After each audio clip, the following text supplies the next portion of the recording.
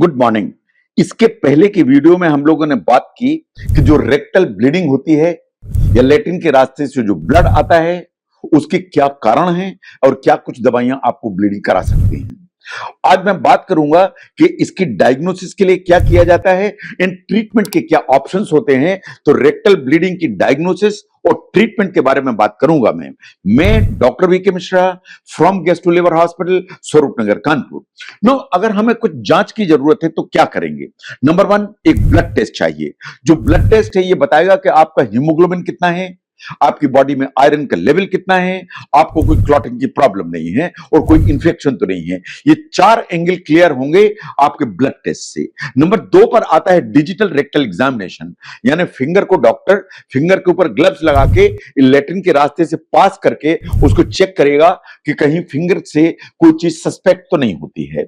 Number 3 पर आता है प्रोक्टोस्कोपी। लेट्रिन के रास्ते से छोटा सा स्टील का या प्लास्टिक का इंस्ट्रूमेंट पास किया जाएगा जस्ट लेट्रिन के रास्ते को, इन जो रेक्टम का है छोटा सा पार्ट देखने के लिए, एग्जामिनेशन करने के लिए। नंबर 4 पर आते हैं कोलोनोस्कोपी या सिग्मोइडोस्कोपी, शायद सबसे इंपॉर्टेंट इन्वेस्टिगेशन। अगर हम कोलोनोस्कोपी की बात करें तो पूरी की पूरी बड़ी आंत एग्जामिन हो जाती है। सिग्मोइडोस्कोपी की बात करें तो लेट्रिन का रास्ता, रेक्टम एंड सिग्मोइड एग्जामिन हो जाता है। जो कोलोनोस्कोप है ये रबर जैसी ट्यूब होती है, इसके टिप पर कैमरा लगा होता है और एक बार ये पास किया जाता है तो कैमरा पूरा का पूरा अंदर का जो विजन है वो ट्रांसमिट कर देता है, जो मॉनिटर पर देखा जा सकता है। तो ये शायद गोल्ड स्टैंडर्ड इन्वेस्टिगेशन है इस चीज को पता करने के लिए कि ब्लड कहां से आ रहा है, ब्लड क्यों आ रहा है। नंबर 5 पर आती है अपर जीआई एंडोस्कोपी। अगर लेट्रिन काली है तो कभी कभी गले के रास्ते से हमें ऊपर की आंत एग्जामिन करने की जरूरत पड़ती है कि कहीं आपके खाने की नली, आपके खाने की थैली, कहीं ड्यूडेनम, इस एरिया से कहीं से ब्लड तो नहीं आ रहा है। कभी ऐसा हो जाता है कि ब्लीडिंग हो रही और ये क्लियर ही नहीं होता कहां से ब्लड आ रहा है, तो कभी कुछ और अनकॉमन टेस्ट की जरूरत पड़ती है, जैसे कुछ सीटी स्कैन की जरूरत पड़ती है, एमआरआई की जरूरत पड़ती है, कैप्सूल एंडोस्कोपी की जरूरत पड़ जाती है, इन कभी कभी मीजेंट्रिक एंजियोग्राफी कराने की जरूरत पड़ती है अगर ब्लीडिंग का सोर्स क्लियर नहीं हो पाता है। तो अगर ब्लीडिंग कंटिन्यूअस होती है या परसिस्टेंट होती है तो इसके क्या कॉम्प्लिकेशन है। अगर हम कॉम्प्लिकेशन की बात करें तो सबसे इंपॉर्टेंट जो प्रॉब्लम है इज एनीमिया, यानी खून की कमी होगी।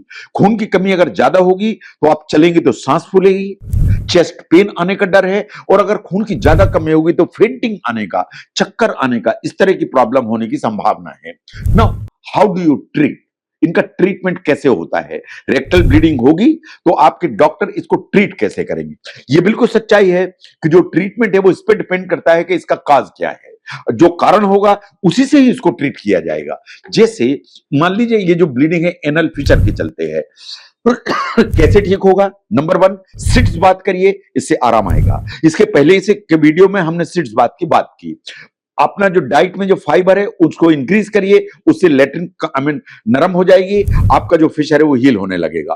पानी खूब पीजिए ताकि डिहाइड्रेशन ना रहे, कॉन्स्टिपेशन ना रहे। कुछ लोकल लगाने की दवाइयां होती हैं, पेन किलर होते हैं, उन्हें इस्तेमाल करें, बट अल्टीमेटली कभी कभार ऑपरेट कराने की जरूरत पड़ जाती है। नाउ लुक एट द बवासीर या हेमोरॉइड्स, इनको घर में आप ठीक कर सकते हैं। कुछ ओटीसी मेडिसिन होती हैं जो आपको मेडिकल स्टोर पर मिल सकती हैं। कुछ क्रीम्स लगाने की, ऑइंटमेंट्स लगाने की, सिट्स बात, इनसे आपको फर्क पड़ेगा। लेकिन अगर ऑनगोइंग ब्लीड है तो आपको डॉक्टर से बात करके दवाइयां लेने की जरूरत है, और इसके बावजूद भी ब्लीडिंग अगर अनकंट्रोल्ड है, इसका मतलब यह है कि ऑपरेट कराने की जरूरत पड़ेगी, आपको सर्जन को दिखाने की जरूरत है। नंबर 3 पर आता है फिस्चुला। जो फिस्चुला है उस वास्तव में उसका जो अंडरलाइंग रीजन है उसको करेक्ट करेंगे तो फिस्चुला ठीक होगा। डाइट से फर्क पड़ता है, लाइफस्टाइल चेंजेस से फर्क पड़ता है, मेडिसिन से फर्क पड़ता है, बट जो फिस्चुला है बाय एंड लार्ज ऑपरेशन मांगता है, तो इसलिए डॉक्टर से बात करने की जरूरत है। जो कोलोरेक्टल कैंसर है, अगर कोलोरेक्टल कैंसर अनफॉर्चुनेटली डायग्नोस हुआ तो ट्रीटमेंट के जो ऑप्शंस हैं वही हैं। क्या ऑपरेशन से ठीक होगा, रेडिएशन की जरूरत पड़ेगी, कीमोथेरेपी की जरूरत पड़ेगी, या कॉम्बिनेशन की जरूरत पड़ेगी जिससे यह समस्या जाएगी। ऐसे ही जो एनल कैंसर है उसमें भी यही ऑप्शन सामने होते हैं जो आपको अपने डॉक्टर से डिस्कस करने की जरूरत है। Look at the inflammatory bowel disease. जो इन्फ्लेमेटरी बाउल डिजीज है वो तीनों चीजें मांगती है, लाइफस्टाइल चेंजेस मांगती है। इसका मतलब जो डाइट है उसमें फाइबर कम करने की जरूरत है। आपको जो डाइट में चेंज करने के अलावा दवाइयां चाहिए, जिसके लिए आपको डॉक्टर से बात करने की जरूरत है। रेयरली जो इन्फ्लेमेटरी बाउल डिजीज है उसमें ऑपरेशन की भी जरूरत पड़ती है। जो बहुत सारी अनकॉमन कंडीशंस हैं, जैसी मैंने पहले भी बात की, चाहे वो सूडोमेम्ब्रेनस कोलाइटिस हो, चाहे रेडिएशन कोलाइटिस हो, चाहे इस्चेमिक कोलाइटिस हो, चाहे सॉलिटरी रेक्टल अल्सर हो, इसके कारणों के आधार पर ही इसका जो ट्रीटमेंट है वो डिवाइस किया जाएगा। नाउ आपको अपने डॉक्टर को कब दिखाने की जरूरत है? अगर रेक्टल ब्लीडिंग है तो मैं आपको सलाह दूंगा कि एक बार तो आपको अपने डॉक्टर को जरूर दिखाना चाहिए। जब भी लैट्रिन के रास्ते से ब्लड आए उसको नजरअंदाज नहीं करना चाहिए कि ये ऐसे ही आया होगा। ऐसे ही आया होगा कोई आंसर नहीं है। ब्लड लैट्रिन से आना कभी भी नॉर्मल नहीं है। तो अगर ब्लड आए तो एक बार अपने डॉक्टर को जरूर कंसल्ट करिए। जो जो ब्लीडिंग है, जो बवासीर हैं, पाइल्स या हेमरॉइड्स हैं, they are the most common reason, लेकिन उनको एग्जामिन कराने की जरूरत है। कभी ऐसा होता है कि आप जिसे बवासीर समझते हैं वो वास्तव में कुछ और दूसरी बड़ी बीमारी निकल पड़ती है। कुछ इमरजेंसी सिचुएशंस हैं जिसमें आपको डॉक्टर के यहाँ तुरंत जाने की जरूरत है। अगर आपको लगता है कि ब्लीडिंग बहुत ज्यादा है, हैवी है, लगातार ब्लड लीक कर रहा है, आपको डॉक्टर को दिखाने की जरूरत है। अगर लैट्रिन में ब्लड आया, उसके साथ बहुत तेज पेट में दर्द हो रहा मरोड़े वाला, आपको अपने डॉक्टर को दिखाने की जरूरत है।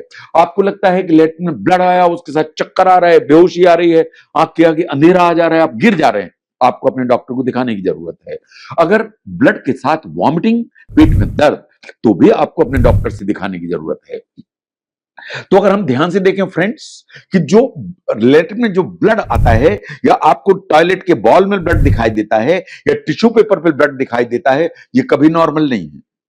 आपको हमेशा अपने डॉक्टर से बात करने की जरूरत है। इसके कॉमन रीजन कुछ भी हो सकते हैं, आपका कॉमन सेंस कुछ भी कह सकता है, लेकिन एक बार एक कंसल्टेशन जरूर कराएं।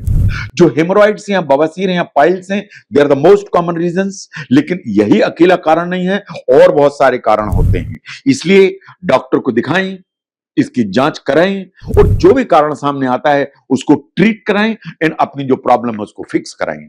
तो जो लैट्रिन के रास्ते से ब्लड आता है वो कभी नॉर्मल नहीं है। लैट्रिन के रास्ते से ब्लड आया, इसका मतलब डॉक्टर को दिखाने की जरूरत है। लैट्रिन के रास्ते से ब्लड आया तो उसका रीजन पता करने की जरूरत है, उसको डायग्नोज कराने की जरूरत है, एंड उसको ट्रीटमेंट करा के प्रॉब्लम्स को फिक्स कराने की जरूरत है। जो लैट्रिन के रास्ते से ब्लड आता है, इसकी डायग्नोसिस के लिए क्या किया जाए, उसके ट्रीटमेंट के लिए क्या किया जाए, इसको समझने में इस वीडियो ने आपको हेल्प की, जरूर शेयर करें। मैं doctor V K Mishra from gastro liver hospital, Swaroopnagar, Kanpur. Thank you very much.